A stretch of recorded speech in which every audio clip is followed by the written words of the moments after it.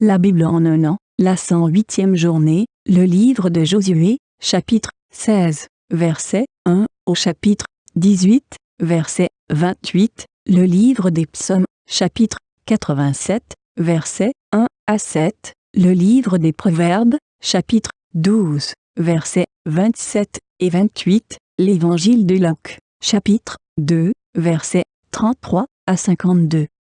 Josué, chapitre 16. La part échue par le sort au fils de Joseph s'étendait depuis le Jourdain, près de Jéricho, vers les eaux de Jéricho, à l'Orient. La limite suivait le désert qui s'élève de Jéricho à Béthel par la montagne. Elle continuait de Béthel à Luz et passait vers la frontière des Arkiens par Ataroth. Puis elle descendait à l'occident vers la frontière des Japhlétiens, jusqu'à celle de Beth-Horon, la basse, et jusqu'à Gézer, pour aboutir à la mer. C'est là que reçurent leur héritage les fils de Joseph, Manassé et Éphraïm. Voici les limites des fils d'Éphraïm selon leur famille. La limite de leur héritage était, à l'orient, Ataroth-Adar, jusqu'à Beth-Horon la haute. Elle continuait de côté de l'Occident, vers Mikmétat, au nord, tournait à l'Orient, vers Tanaat-Silo, et passait dans la direction de l'Orient, par Janoach.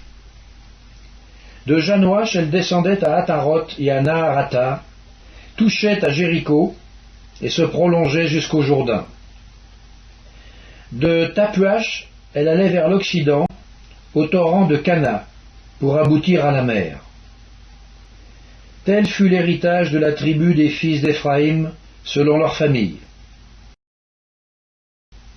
Les fils d'Éphraïm avaient aussi des villes séparées, au milieu de l'héritage des fils de Manassé, toutes avec leurs villages. Ils ne chassèrent point les Cananéens, qui habitaient à Gézer, et les Cananéens ont habité au milieu d'Éphraïm jusqu'à ce jour, mais ils furent assujettis à un tribut. Josué, chapitre 17. Une part échut aussi par le sort à la tribu de Manassé, car il était le premier-né de Joseph. Makir, premier-né de Manassé et père de Galad, avait eu Galad et Basan, parce qu'il était un homme de guerre.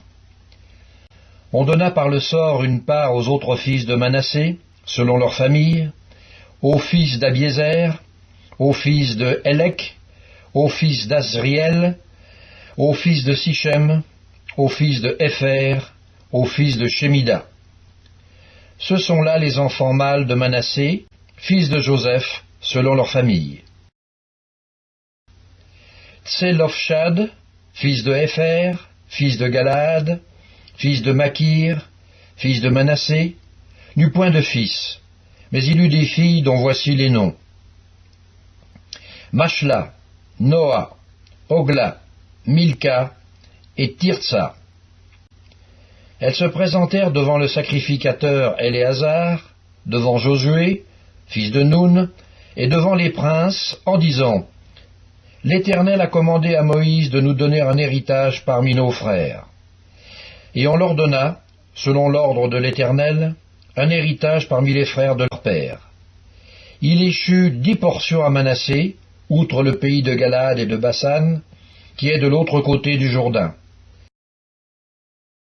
Car les filles de Manassé eurent un héritage parmi ses fils, et le pays de Galad fut pour les autres fils de Manassé.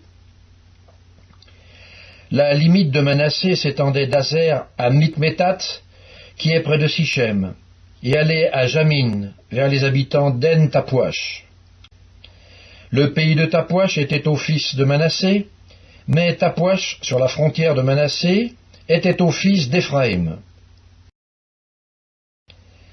La limite descendait au torrent de Cana, au midi du torrent. Ces villes étaient à Éphraïm, au milieu des villes de Manassé. La limite de Manassé, au nord du torrent, aboutissait à la mer. Le territoire du midi était à Éphraïm, celui du nord à Manassé, et la mer leur servait de limite. Il touchait à Azer vers le nord et à Issachar vers l'orient. Manassé possédait dans Issachar et dans Azer, Beth-Shean et les villes de son ressort, Gibléan et les villes de son ressort, les habitants de Dor et les villes de son ressort, les habitants d'Endor et les villes de son ressort, les habitants de Tahanak et les villes de son ressort, et les habitants de Megiddo et les villes de son ressort, 3 contrées. Les fils de Manassé ne purent pas prendre possession de ces villes, et les Cananéens voulurent rester dans ce pays. Lorsque les enfants d'Israël furent assez forts, ils assujettirent les Cananéens à un tribut, mais ils ne les chassèrent point.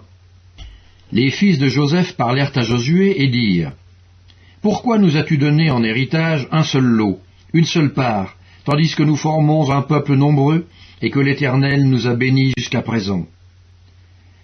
Josué leur dit : « Si vous êtes un peuple nombreux, montez à la forêt, et vous la battrez pour vous y faire de la place dans le pays des Phéréziens et des Réphaïm, puisque la montagne d'Éphraïm est trop étroite pour vous. » Les fils de Joseph dirent : « La montagne ne nous suffira pas, et il y a des chars de fer chez tous les Cananéens qui habitent la vallée, chez ceux qui sont à Beth-Shean et dans les villes de son ressort, et chez ceux qui sont dans la vallée de Jizréel. » Josué dit à la maison de Joseph, à Éphraïm et à Manassé : « Vous êtes un peuple nombreux, et votre force est grande. Vous n'aurez pas un simple lot. Mais vous aurez la montagne, car c'est une forêt que vous abattrez, et dont les issues seront à vous, et vous chasserez les Cananéens, malgré leurs chars de fer, et malgré leur force. » Josué, chapitre 18. Toute l'assemblée des enfants d'Israël se réunit à Silo, et ils y placèrent la tente d'assignation. Le pays était soumis devant eux. Il restait 7 tribus des enfants d'Israël qui n'avaient pas encore reçu leur héritage. Josué dit aux enfants d'Israël : « Jusque à quand négligerez-vous de prendre possession du pays que l'Éternel, le Dieu de vos pères, vous a donné ? Choisissez 3 hommes par tribu, et je les ferai partir. Ils se lèveront, parcourront le pays, traceront un plan en vue du partage, et reviendront auprès de moi. Ils le diviseront en 7 parts. Juda restera dans ses limites au midi, et la maison de Joseph restera dans ses limites au nord. Vous donc, vous tracerez un plan du pays en 7 parts, et vous me l'apporterez ici. Je jetterai pour vous le sort devant l'Éternel notre Dieu. Mais il n'y aura point de part pour les Lévites au milieu de vous, car le sacerdoce de l'Éternel est leur héritage. Et Gad, Ruben et la demi-tribu de Manassé ont reçu leur héritage, que Moïse, serviteur de l'Éternel, leur a donné de l'autre côté du Jourdain, à l'Orient. Lorsque ces hommes se levèrent et partirent pour tracer un plan du pays, Josué leur donna cet ordre : « Allez, parcourez le pays, tracez-en un plan et revenez auprès de moi.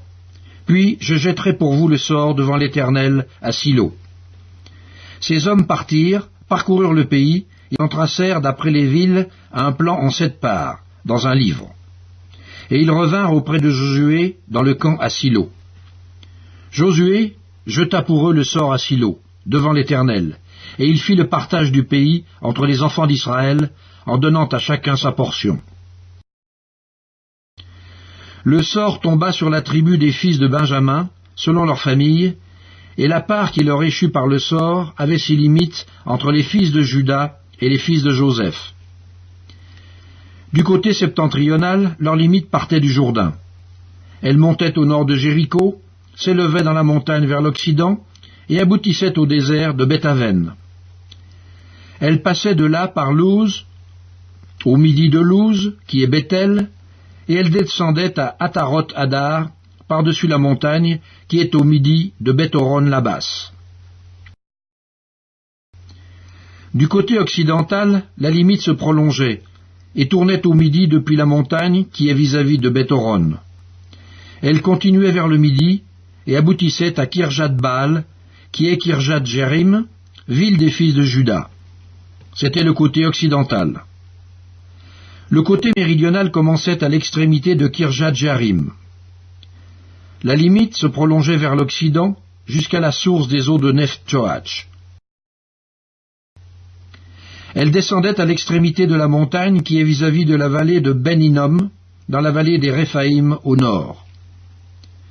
Elle descendait par la vallée de Hinnom, sur le côté méridional des Jébusiens, jusqu'à En-Rogel. Elle se dirigeait vers le nord, à En-Shemesh, puis à Gelitot, qui est vis-à-vis de la vallée d'Adoumim, et elle descendait à la pierre de Bohan, fils de Ruben. Elle passait sur le côté septentrional, en face d'Araba, descendait à Araba, et continuait sur le côté septentrional de Beth Oglia, pour aboutir à la langue septentrionale de la mer Salée, vers l'embouchure du Jourdain au midi. C'était la limite méridionale. Du côté oriental, le Jourdain formait la limite. Tel fut l'héritage des fils de Benjamin selon leur famille, avec ses limites de tous les côtés. Les villes de la tribu des fils de Benjamin, selon leur famille, étaient Jéricho, Beth Oglia, Emek Ketzitz, Beth Araba, Tsemaraïm, Bethel, Avim, Para, Ophra, Képhar Ammonai, Ophni et Geba, 12 villes et leurs villages. Gabaon, Rama, Behéroth, Mitzpé, Képhira, Motsa, Rekem, Jirpeel, Taréala, Tsela, Elef, Djébous, qui est Jérusalem, Gibéat et Kirjat, 14 villes et leurs villages. Tel fut l'héritage des fils de Benjamin, selon leur famille. Psaume 87, des fils de Corée, psaume cantique. Elle est fondée sur les montagnes saintes. L'Éternel aime les portes de Sion plus que toutes les demeures de Jacob. Des choses glorieuses ont été dites sur toi, ville de Dieu. Je proclame l'Égypte et Babylone parmi ceux qui me connaissent.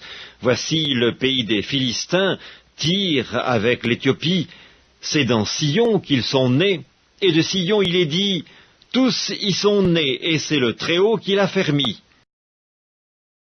L'Éternel compte en inscrivant les peuples, c'est là qu'ils sont nés. Et ceux qui chantent et ceux qui dansent s'écrient, toutes mes sources sont en toi. Livre des Proverbes, chapitre 12. Le paresseux ne rôtit pas son gibier, mais le précieux trésor d'un homme, c'est l'activité. La vie est dans le sentier de la justice, la mort n'est pas dans le chemin qu'elle trace. Évangile de Luc, chapitre 2. Son père et sa mère étaient dans l'admiration des choses qu'on disait de lui. Siméon les bénit et dit à Marie, sa mère, « Voici, cet enfant est destiné à amener la chute et le relèvement de plusieurs en Israël, et à devenir un signe qui provoquera la contradiction. Et à toi-même, une épée te transpercera l'âme, afin que les pensées de beaucoup de cœurs soient dévoilées. » Il y avait aussi une prophétesse, Anne, fille de Phanuel, de la tribu d'Azer. Elle était fort avancée en âge, et elle avait vécu 7 ans avec son mari depuis sa virginité. Restée veuve et âgée de 84 ans, elle ne quittait pas le temple, et elle servait Dieu nuit et jour dans le jeûne et la prière. Étant survenue, elle aussi à cette même heure, elle louait Dieu, et elle parlait de Jésus à tous ceux qui attendaient la délivrance de Jérusalem. Lorsqu'ils eurent accompli tout ce qu'ordonnait la loi du Seigneur, Joseph et Marie retournèrent en Galilée, à Nazareth, leur ville. Or l'enfant croissait et se fortifiait, il était rempli de sagesse, et la grâce de Dieu était sur lui. Les parents de Jésus allaient chaque année à Jérusalem, à la fête de Pâques. Lorsqu'il fut âgé de 12 ans, ils y montèrent selon la coutume de la fête. Puis, quand les jours furent écoulés et qu'ils s'en retournèrent, l'enfant Jésus resta à Jérusalem. Son père et sa mère ne s'en aperçurent pas. Croyant qu'il était avec leurs compagnons de voyage, ils firent une journée de chemin, et ils le cherchèrent parmi leurs parents et leurs connaissances. Mais, ne l'ayant pas trouvé, Ils retournèrent à Jérusalem pour le chercher. Au bout de 3 jours, ils le trouvèrent dans le temple, assis au milieu des docteurs, les écoutant et les interrogeant. Tous ceux qui l'entendaient étaient frappés de son intelligence et de ses réponses.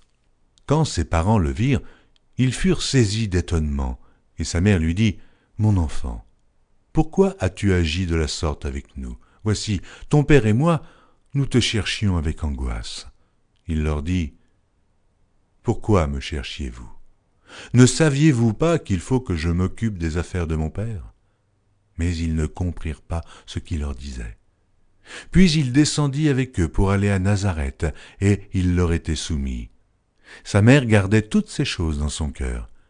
Et Jésus croissait en sagesse, en stature et en grâce, devant Dieu et devant les hommes.